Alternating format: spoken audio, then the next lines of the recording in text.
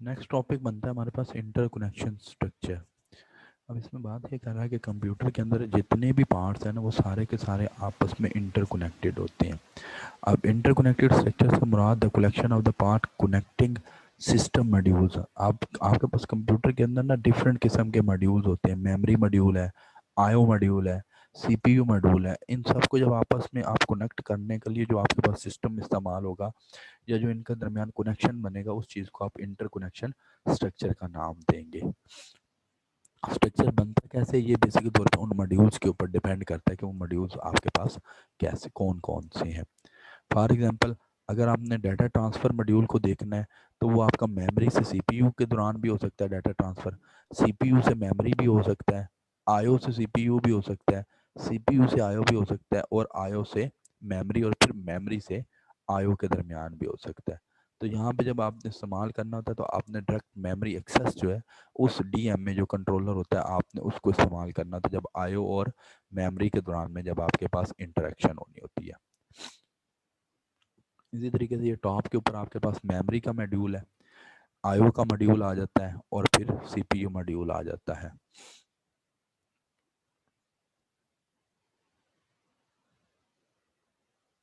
अगर मेमोरी में देखें तो रीड राइट का ऑपरेशन हो रहा है, एड्रेस को स्पेसिफाई किया जाता है और उसके डाटा को स्पेसिफाई किया जाता है और इससे जो कम आउट गोइंग होगी वो सिर्फ और सिर्फ आपकी डाटा होगी। और अगर आप आईओ मॉड्यूल की बात करें तो इसमें रीड राइट का ऑप्शन आ जाता है, एड्रेसेस होंगे, उस मॉड्यूल का एड्रेस होगा, इंटरनल डाटा और एक्सटर्नल डाटा। फिर इस तरीके से इसमें से एग्जैक्ट होंगे, यानी कि जो इसमें से एग्जिट टाइप पे आएगा वो इंटरनल डाटा और एक्सटर्नल डाटा और फिर इसकी इंटरप्ट का सिग्नल होगा।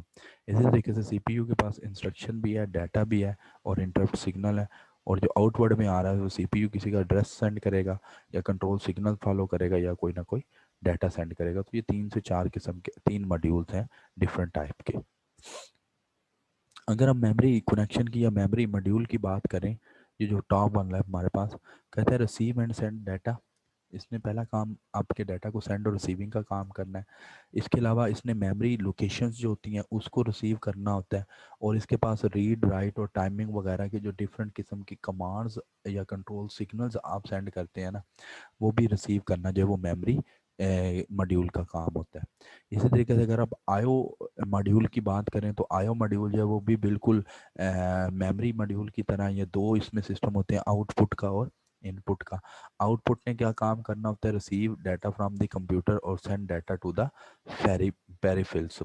ये आउटपुट यूनिट का काम होगा। अगर इनपुट यूनिट पे आ जाए तो इसने पेरिफेरल डिवाइसेस से डाटा को रिसीव करना है और कंप्यूटर को जो है वो इसने डाटा जो है वो सेंड कर देना होता है, क्योंकि इनपुट है ना, तो इनपुट इसने रिसीव करनी है और फिर कंप्यूटर को देनी है।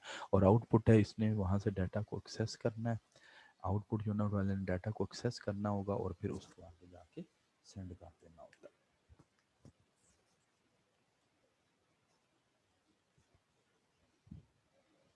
ठीक होगी बात।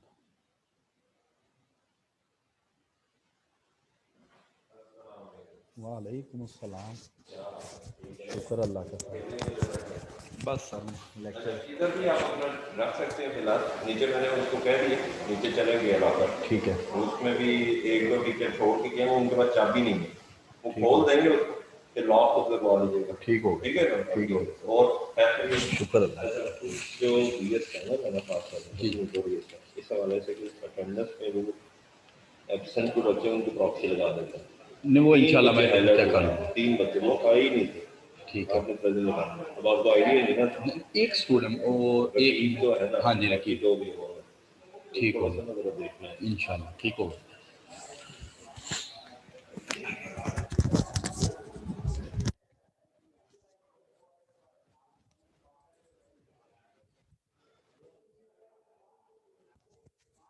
जी अच्छा, इसमें ना हमारे पास आता है इनपुट और आउटपुट का कनेक्शन आ जाता है। इस इनपुट और आउटपुट के कनेक्शन के अंदर ना बात कर रहा है कि बिल्कुल मेमोरी की तरह है, इसमें से इनपुट आएगी और फिर आपके पास जो है वो आउटपुट जाएगी। तो ये बेसिकली तो अगर आउटपुट की बात करें तो वो कंप्यूटर से रिसीव होगी और पेरिफेरल की तरफ आती है, और अगर आप इनपुट की बात करें तो उसने पेरिफेरल डिवाइसेस से रिसीव करना होता है और आपके कंप्यूटर को जो है वो सेंड आउट कर देना होता है। ठीक होगी बात। फिर इसी तरीके से अगर इनपुट आउटपुट को फिर आगे कंटिन्यू करता है, इसने अपने कंप्यूटर से जो है वो कंट्रोल सिग्नल जो होते हैं उनको भी रिसीव करना होता है, और वही फिर उन्हीं सिग्नल्स को लेने के बाद इसने फिर पेरिफेरल डिवाइसेस को सेंड करना होता है। इसकी एग्जांपल में उसने स्पिन डिस्क की बात की है। स्पिन डिस्क जो होता है ये बेसिकली तौर पे ना आपका हार्ड डिस्क का कॉन्सेप्ट होता है। ये जब आप हार्ड डिस्क की बात करते हैं ना, तो हार्ड डिस्क के अंदर आपके पास दो किस्म की मोटर्स लगी होती हैं। एक को आप स्पिंडल मोटर का नाम देते हैं, जिसने बेसिकली तौर पे डिस्क को मूव आउट करना होता है, वो डिस्क को मूव आउट करना होता है। और इसके ऊपर ना एक रीड राइट हेड लगा होता है, वो बेसिकली तौर पे जो स्पिन मोटर होती है ना उसने उस चीज़ को घुमाना होता है। तो ये वहाँ पे ये वो बात कर रहा है, ये बेसिकली तौर पे जो स्पिन डिस्क की बात यहाँ पर इस्तेमाल हो रही है ना, तो ये HDD जो आपकी हार्ड डिस्क की ड्राइव होती है उस कॉन्सेप्ट की ये जो है वो बात कर रहा है। फिर इसी तरीके से receive addresses from the computer, किसी भी पेरिफेरल डिवाइसेस को एक्सेस करने के लिए आपका उसका पोर्ट नंबर हो सकता है। और इसी तरीके से सेंड इंटरप्ट सिग्नल्स, जो आपके कंट्रोल सिग्नल्स आप जिनको बात कर रहे हैं, तो वो आपके कंट्रोल सिग्नल्स हो सकते हैं, ये वो उसकी बात कर रहा है यहाँ पर।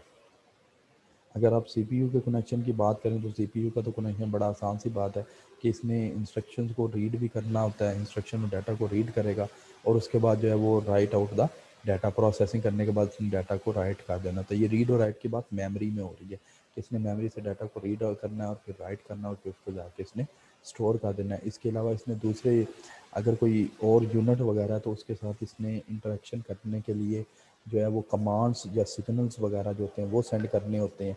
और अगर आप इसको कोई इंटरप्ट मिल जाती है तो फिर इसने उस इंटरप्ट के ऊपर अमल दखल करना होता है, यानी कि उसके ऊपर इसने कोई ना कोई वर्किंग वगैरह जो है वो परफॉर्म आउट करनी होती है।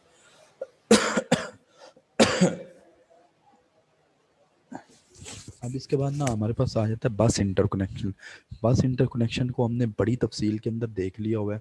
इसके अंदर ना कुछ चीज़ें जो है वो चेंज होके आई हैं। अब ये वाला जो बस इंटरकनेक्शन है इसमें कुछ चीज़ें चेंज होके आई होंगी। जो पहले वाला जो मैंने आपको पहले लेक्चर के अंदर बस इंटरकनेक्शन पढ़ा दिया, उसमें सिंपल बस और बसेस की टाइप बताई थी कि वो बसेस क्या काम करती थी। अब इन बसेस के साथ हमारे पास प्रॉब्लम कौन कौन सा पेश आएगा और वो किस तरीके से हमने उन प्रॉब्लम को कवर करना है, बस की जो स्ट्रेंथ है उसके ऊपर इफ़ेक्ट होने वाले अवामिल कौन कौन से हैं, इसके बारे में जो है वो हमने बात करनी है। सिंपल अगर बस की बात की जाए तो बस जो होता है वो हमारे पास एक कम्युनिकेशन पाथ है दो डिवाइसेस के दरमियान डाटा को सेंड करने के लिए। ये जो पाथ होता है ये आपके पास शेयर्ड भी हो सकता है, यानी कि एक आपके पास बस है और उसके साथ जो है वो मल्टीपल डिवाइसेस कनेक्ट है। और दूसरा ब्रॉडकास्ट होती है। ब्रॉडकास्ट के अंदर ये सीन होता है कि आपका सेंडर एक होता है और रिसीवर जो होते हैं वो आपके मल्टीपल होते हैं, कि एक आपका सेंडर होता है और रिसीवर जो होते हैं वो आपके मल्टीपल होते हैं। इस किस्म की जो ट्रांसमिशन होती है इसको आप ब्रॉडकास्ट का नाम दे देते हैं।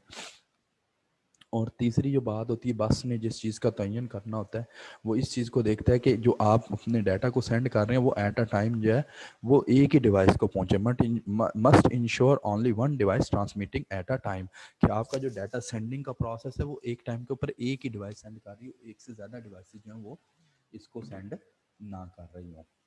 इसके अलावा बस के ऊपर आपके पास डिफरेंट किस्म की लाइंस बनी होती हैं, उन लाइंस को आप चैनल्स का नाम दे देते हैं।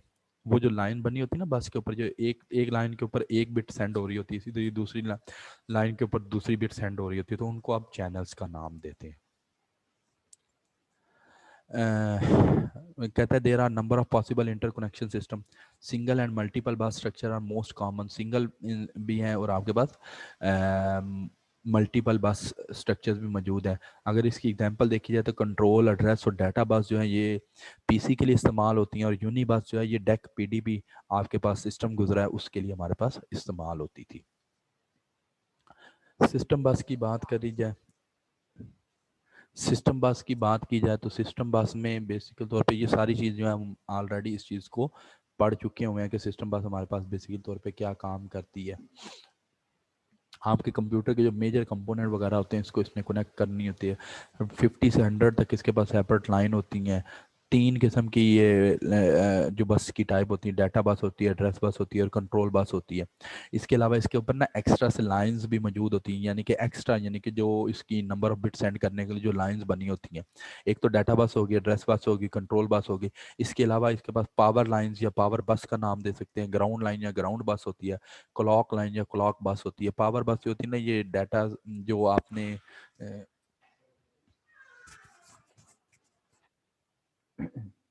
जो ये बेसिकली तौर पे जो पावर बस होती है ना, बेसिकली तौर पे इसमें ये जो आपकी लाइंस की पावर वगैरह होती है उसको कंट्रोल करना होता है। और जो क्लॉक वाला होता है, इसने इंटरप्ट्स या सिग्नल वगैरह जो होते हैं उसको इसने हैंडल आउट करना होता है। ठीक होगी बात। डाटा बस है, इसको अगर आप देखें तो डाटा की मूवमेंट वगैरह जो होती है वो ही है इसके अंदर हमारे पास। ज़्यादातर जो डाटा की मूवमेंट होती है इसको इसने कंट्रोल आउट करना होता है। डाटा हो गया या इंस्ट्रक्शंस वगैरह हो गई, ये इस चीज़ को कंट्रोल 8 16 32 और 64 बिट, ये हमने ऑलरेडी बहुत तफसील के अंदर जो वो पढ़ लिया हुआ है। एड्रेस बस है, इसने बेसिकली तौर पे एड्रेस को लेके चलना होता है। अगर सीपीयू से अगर आप कोई चीज़ रीड आउट करना चाहते हैं या राइट आउट करवाना चाहता है सीपीयू, तो इसने उसके एड्रेस को जो है वो लेके चलना होता है। इसी तरीके से कंट्रोल बस होती है, इसने कंट्रोल्स या सिग्नल्स वगैरह जो है वो जनरेट करने होते हैं जब भी इसने किसी डिवाइस के साथ कनेक्ट करना होता है। तो यहाँ पर नीचे इसने वो कंट्रोल्स बताए हुए हैं कि वो कौन कौन से जो है वो आपके पास कंट्रोल हो सकते हैं। फॉर एग्जांपल मेमोरी राइट है, cast data on the bus to be written into the address location. Memory read है तो वहाँ से जाके डाटा को रीड करेगा। आईओ राइट है तो आईओ के ऊपर जाके इसने कोई ना कोई डाटा जो है वहाँ से आउटपुट करवाना होगा। और आईओ रीड होगा तो वहाँ पर इसने डाटा को फैच करवा के लेके आना होगा। इसी तरह ट्रांसफ़र एक्नॉलेजमेंट है, ये इस चीज़ की निशानदेही करेगा कि वहाँ से डाटा जो है वो आ गया हुआ है। बस की रिक्वेस्ट है, बस की ग्रांट है, इंटरप्ट रिक्वेस्ट है, इंटरप्ट की एक्नॉलेजमेंट है, क्लॉक सिग्नल्स आ जाता है या रीसेट्स आ जाता है। तो ये डिफरेंट किस्म के कंट्रोल सिग्नल्स हैं जो कि आपके पास कंट्रोल बस के ऊपर डिलीवर्ड होते हैं। ठीक हो गया। ये बसेस का इंटरनल स्ट्रक्चर है कि किस सीपीयू है, मेमोरी है, आईओ वगैरह है। ये कंट्रोल बस, एड्रेस बस और डाटा बस यूनिडायरेक्शनल और मल्टी बाई डायरेक्शनल बसेस। अब यहाँ पे वो ये बात करता है कि बसेस होती कैसी हैं, वो लगती कैसी हैं। What do buses look like, कि बसेस होती कैसे हैं और ये कैसी लगती हैं।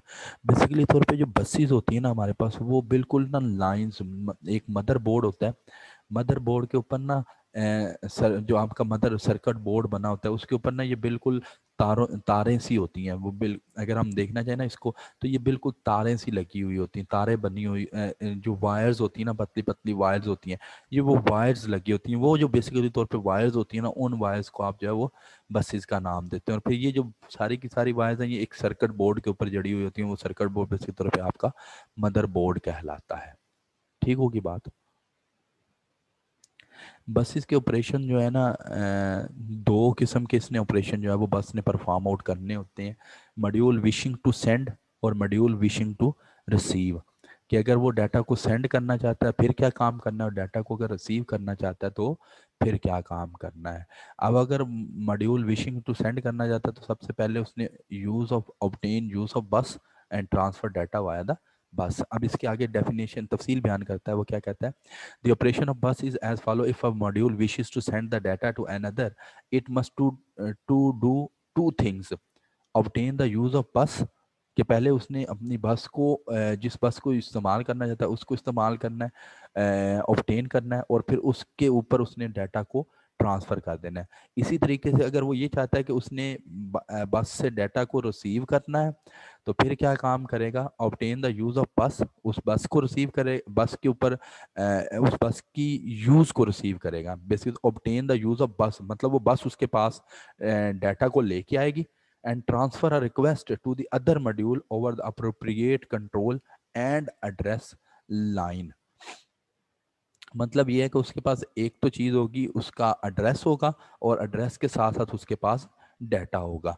जिस बस ने भेजा है, यानी कि जिस सिस्टम ने भेजा है, उसने एक तो बस को इस्तेमाल करना है, अब ये बस के ऑपरेशन के बारे में वो बात कर रहा है कि अगर बस जो है वो डाटा को सेंड करना चाहती है या रिसीव करना चाहती है तो फिर क्या काम करना चाहती है। अगर सेंड करना चाहती है तो सिंपल ऑब्टेन यूज ऑफ बस करेगी और उस बस के ऊपर उसने डाटा को ट्रांसफर कर देना है। इसी तरीके से अगर वो बस डाटा जो है वो रिसीव करना चाहती है तो उसके ऊपर क्या होगा कि पहले बस को रिसीव किया जाएगा और फिर उसके बाद उसकी ट्रांसफर रिक्वेस्ट आएगी मॉड्यूल की तरफ से, जिस भी मॉड्यूल से जो है वो डाटा वगैरह जो उसके पास सेंड हो रहा है या रिसीव हो रहा होता है। और जब ये कर लेगी उसके बाद फिर इसने दोबारा जो है अपनी वेटिंग स्टेट के अंदर चली जाती है ताकि अगले मॉड्यूल से जो है वो डाटा को रिसीव कर सके। तो ये दो किस्म के ऑपरेशन जो है ये बस के ऊपर परफॉर्म आउट हो सकते हैं। अब हमारे पास कुछ बस जो थी वो सिंगल बस थी। अगर हम सिंगल बस की बात करें तो सिंगल बस के ऊपर हमारे पास प्रॉब्लम ये पेश आ जाती थी कि ना, जब आपके पास बस के ऊपर बहुत ज़्यादा डिवाइसेस जो थी ना वो आपकी बस के साथ कनेक्ट हो जाती थी ना, तो हर बस के साथ कनेक्ट होने वाली डिवाइस जो थी उसने अपने डाटा को सेंड करना था। जब वो अपने डाटा को सेंड करती थी ना तो डाटा को सेंड करने के बाद उसमें सीन ये होता था कि डाटा की सेंडिंग के अंदर काफ़ी ज़्यादा डिले क्रिएट हो जाता था। उस डिले की वजह से क्या होता था कि बस जो है ना वो अपना प्रॉपरली यूज़ को अपने यूज़ को जो उसका डिले क्रिएट होता था उसकी वजह से बस जो है वो सही तरीके से यूज़ नहीं हो सकती थी। डिले होने की वजह से उसकी एफिशिएंसी जो है उसके ऊपर जो था वो फ़र्क पड़ जाता था। क्यों? कि ज़्यादा डिवाइसेस उसके ऊपर जो है वो कनेक्ट हो गई थी। फिर क्या हुआ, दूसरी जो प्रॉब्लम पेश हुई, दूसरी प्रॉब्लम ये होती है कि बस जो है वो बॉटल नेक की सिचुएशन के अंदर चली जाती है। बॉटल नेक का मतलब होता है आम अगर हम अल्फाज के अंदर बात करें तो मुंह मुंह किसी चीज का भर जाना, कि मुकम्मल आप किसी चीज का फिल हो जाना। उसमें सीन ये होता है कि जब आप बस की कैपेसिटी से ज्यादा की डाटा ट्रांसफर की उससे डिमांड कर लेते हैं ना, या आप ये काम करते हैं कि बस की जितनी कैपेसिटी थी आपने उससे ज्यादा का डाटा जो है वो उस बस उसके ऊपर सेंड कर दिया है, तो वो बेसिकली तौर पे ना ए, उस सिचुएशन के अंदर वो ये बात करता है कि बस जो है वो बॉटल नेक की सिचुएशन के अंदर आ जाती है। जिस तरह से आपके पास 32 बिट बस थी, 32 बिट बस को आपने फिर 64 बिट के अंदर कन्वर्ट किया। 4 बिट थी, 4 से 8 बिट हुई, 8 से 16 हुई, 16 से 32, 32 से 64 हुई। वो इसी सिचुएशन में होती है कि जब आप बस से ज़्यादा उसकी जो कैपेसिटी होती है उससे ज़्यादा जब डाटा को एक्सेस करने की कोशिश करते हैं ना, तो फिर आपके पास ये बॉटल नेक का प्रॉब्लम पेश आता है। तो ये बात करता है कि सिंगल बस के अंदर ना हमारे पास ये दो प्रॉब्लम्स पेश है। फिर उन्होंने क्या काम किया कि इन प्रॉब्लम्स को रिजॉल्व करने के लिए उन्होंने मल्टीपल बस सिस्टम जो है ना वो इंट्रोड्यूस करवा दिया। अब मल्टीपल बस सिस्टम के अंदर क्या सीन होता है, एक आपका हायरार्किकल सिस्टम आ जाता है, ट्रेडिशनल सिस्टम आ जाता है और हाई परफॉर्मेंस जो है वो आपके पास आ जाता है। हायरार्किकल के अंदर क्या होता है कि आपने बेसिकली तौर पे ना एक हायरार्की बना दी होती है कि आपकी कौन सी डिवाइस जो है वो किस तरीके से कौन सा डाटा जो है उसको सेंड आउट करेगी। और ट्रेडिशनल के अंदर आपने एक सिंपल सा रूल बना दिया जाता है कि ये आपके पास सिस्टम बस है, एक्सपेंशन बस है, एक्सपेंशन के साथ कौन कौन सी डिवाइसेस कनेक्ट होंगी, सिस्टम बस के साथ कौन कौन सी डिवाइसेस कनेक्ट होंगी और इन्होंने कैसे अपने डाटा को लेके चलना है। ठीक होगी जी बात। Yes sir. आज का